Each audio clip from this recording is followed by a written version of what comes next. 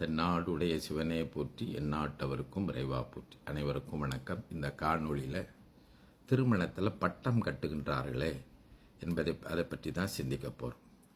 வழக்கமாக அந்த பட்டம் கட்டும்போது யார் பட்டம் கட்டுறது, நான் கட்டுறதா நீங்கள் கட்டுறதா, முறைக்கு யார் கட்டுறது அப்படின்னு சொல்லி எப்போதும் அதில் சண்டை போட்டுக்கிட்டு இருப்பாங்க. ஆனால் அந்த பட்டம் கட்டுவதன் பின்னாலே இருக்கக்கூடிய பொருள் என்பது என்ன என்பதை தெரிந்து கொள்ளாமலே பல வேளையில் நாம் இதுக்கு சண்டை போட்டுக்கிட்டு இருப்போம்.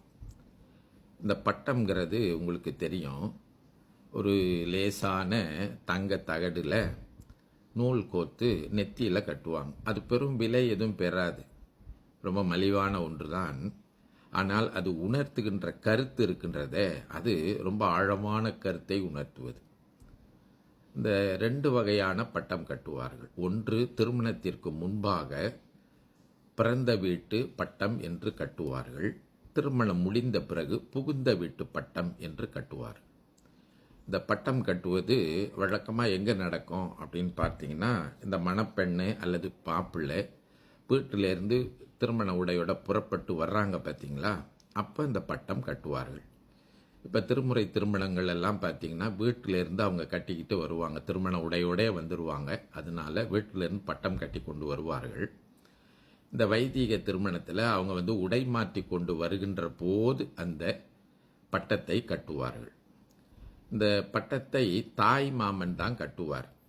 எதற்காக தாய் மாமன் கட்டுகின்றார் என்று சொன்னால், இந்த பெண் இருக்கின்றாளே, ஒன்று தமிழர் பண்பாட்டில் அவள் பிறந்தது முதல் இந்த திருமண வயது அடைகின்ற வரைக்கும், அது முடிந்த பிறகும் கூட இந்த தாய் மாமன் தான் அந்த பெண்ணுக்கு தாய்க்கு பிறகு எல்லாமாக இருந்து அவன் உதவி செய்து கொண்டு வந்தான், துணையாக இருந்தான் என்கின்ற அடிப்படையில் அந்த தாய் மாமனுக்கு நாம் அந்த உரிமையை கொடுத்து தாய் மாமனுடைய அனுமதியின் பேரில் தான் நாம் இந்தவற்றையெல்லாம் செய்வோம். அப்போ ஒன்று தாய் மாமனுடைய அனுமதியோடு இந்த திருமணம் நடைபெறுகின்றது ஒன்று. ரெண்டாவது, தாய் மாமனுடைய வாழ்த்தோடு இந்த திருமணம் பெண் அல்லது மாப்பிள்ளைக்கு திருமணம் நடக்கின்றது ரெண்டு.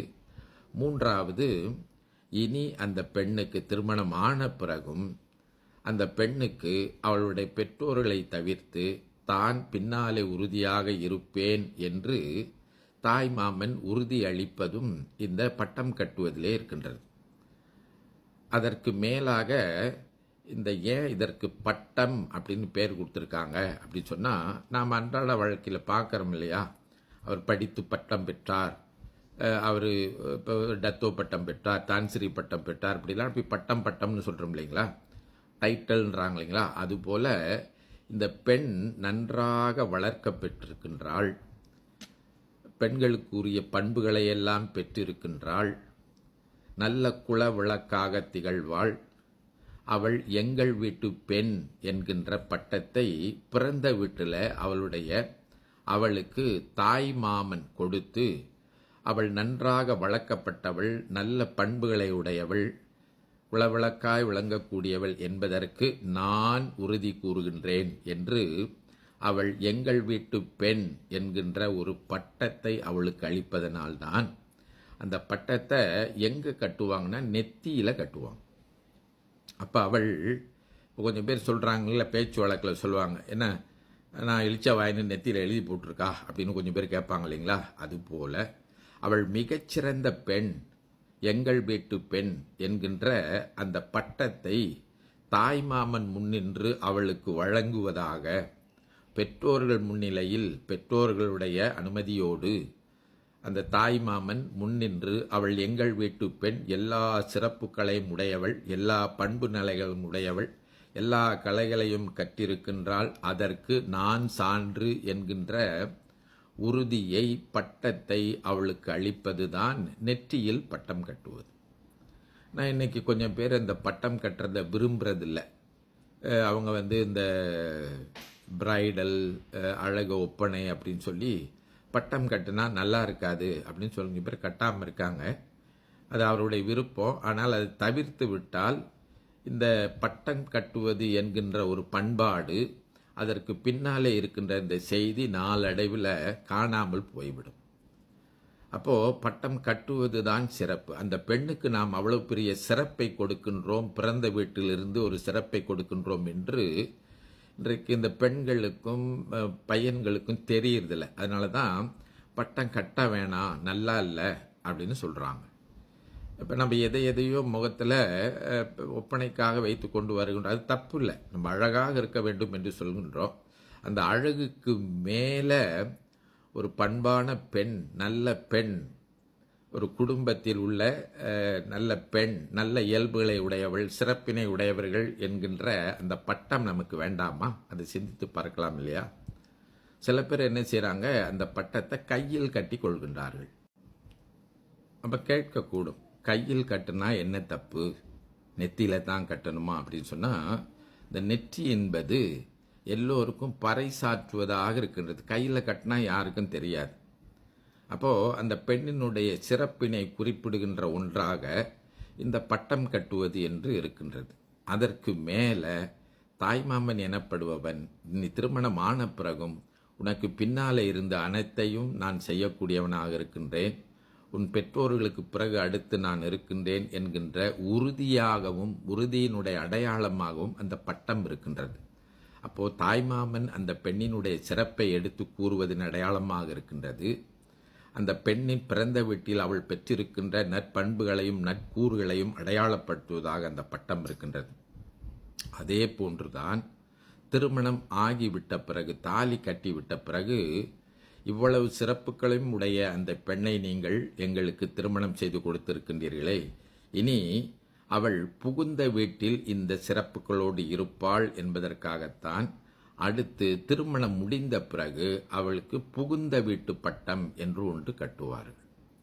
எனவே இந்த பட்டம் கட்டுவதில் இவ்வளவு சிறப்பு இருக்கின்றது. இதை தெரிந்து கொள்ளாதனால தான் இந்த பெண்கள் இன்றைக்கு ஆண்கள் இந்த பட்டம் கட்டுவதை மறுக்கின்றார்கள். அது பெரிய விலை இல்லாத ஒன்று தான், நமக்கு தெரியும். அது நீங்கள் அந்த ஒரு சின்ன ஒரு தங்க தகடு தான், ஆனால் அது உணர்த்துகின்ற பொருள் இருக்கின்றதே. இப்போ நம்ம படிக்கும்போது பட்டம் வாங்கிறதுக்கு என்ன பாடுபடுறோம், அது போன்றுதான் நாம் வளர்ந்த வீட்டில் மிகச்சிறந்த பெண் என்கின்ற ஒரு பெயரை, பட்டத்தை குறித்து நிற்பது அந்த பட்டம். அதை பெறுவதற்கு நம்ம எவ்வளோ பெரிய பாடு பெற வேண்டும் இல்லைங்களா? அதே போன்று மாப்பிள்ளை வீட்டும் அப்படி தான் செய்வாங்க. எங்கள் பையன் ஆண்களுக்குரிய எல்லா ஆளுமை, திறம், சிறப்பு, ஆண்மை, செல்வம் இது அனைத்திற்கும் உரியவனாக இருக்கின்றான் என்கின்ற சிறப்பினை பட்டம் கட்டுவதன் மூலமாக, ஆண்களுக்குரிய பண்புகள் இருக்குங்களா, அவன் எங்கள் வீட்டு பையன் அப்படின்னு அவங்க வீட்டு தாய் மாமன் அந்த பையனுக்கு, அந்த மாப்பிள்ளைக்கு அவனுடைய சிறப்பை எடுத்து கூறுகின்ற வகையில் பட்டம் கட்டுவார். அப்படி இந்த தாய் மாமனை விட்டு விடாமல் எப்பொழுதும் அந்த உறவில் வைத்து கொள்வது, அவருடைய துணையை வைத்து கொள்வது என்பதை நம்மவர்கள் உறுதி செய்திருக்கின்றார்கள். அதனால தான் திருமணமான பிறகு ஏதாவது சிக்கல் என்று வந்தால், இந்த பெற்றோர்கள் இல்லாத சூழ்நிலையில், அது பெற்றோர்கள் இருக்கின்ற சூழ்நிலையிலும் இந்த தாய்மாமன் முன்னாடி ஓடி நம்மவர்களுக்கு உதவி செய்த, புதிதாக திருமணம் செய்து கொண்டவர்களுக்கு உதவி செய்யக்கூடிய அந்த தன்மையை நாம் சிந்தித்து பார்க்கின்றோம். அப்போ அவர்கள் வாழ்கின்ற காலத்தில் நமக்கு பின்னால் துணையாக நம்முடைய உறவினர்கள் இருக்கின்றார்கள், நெருங்கிய உறவினராக இந்த தாய் மாமன் அத்தையும் இருக்கின்றார்கள் என்பதனால தான் அவங்க கையால் பட்டம் கட்டி நாம் கவலைப்படாமல் போ, துணிவோடு போ என்று வீட்டிலிருந்து மணப்பெண்ணையும் மணப்பையனையும் அனுப்பி வைக்கின்ற அந்த முறையை நம்மவர்கள் வகுத்து வைத்திருக்கின்றார்கள் என்பதை சிந்தித்து பார்த்து, நான் படித்து விட்டேன், நான் வளர்ந்து விட்டேன், நல்ல வேலையில் இருக்கின்றேன், எனக்கு யாருடைய உறவும் தேவையில்லை என்று எண்ணி பார்க்காமல், தான் ஆடாவிட்டாலும் தன் சதையாடும் தசையாடும் என்று சொல்கின்றார்களே, அதுபோல உறவு முறைகளை எப்பொழுதும் நம் இடத்திலே நெருக்கமாக வைத்து கொள்வதற்கு, அடுத்து நம்முடைய சிறப்பை எடுத்து சொல்வதற்கு உரியது இந்த பட்டம் என்பதை கருத்தில் கொண்டு, அதை திருமணங்களிலே தவறாமல் இடம்பெற செய்தால் அடுத்து அந்த பட்டம் கட்டுதல் என்கின்ற ஒரு பண்பு தொடர்ந்து வளரும், நம்முடைய அந்த பண்பாட்டு கூறுகளும் காக்கப்படும் என்று சொல்லி இந்த அளவிலே நிறைவு செய்கின்றேன். தென்னாடுடைய சிவனே போற்றி, எந்நாட்டவர்க்கும் இறைவா போற்றி. திருச்சிற்றம்பலம்.